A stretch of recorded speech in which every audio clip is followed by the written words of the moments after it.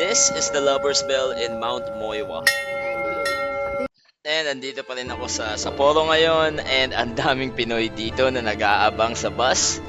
It's 5 p.m. ng hapon. 5 p.m. ng hapon and napakalamig and gabi na. The good thing about this is that yung bus is may heater and lahat kami is comfortable. And you just have to go to the ropeway para makaakyat sa tuktok ng bundok. And this is gonna be the view. An amazing view. And once you're up, nakikita mo na ang Lover's Bell.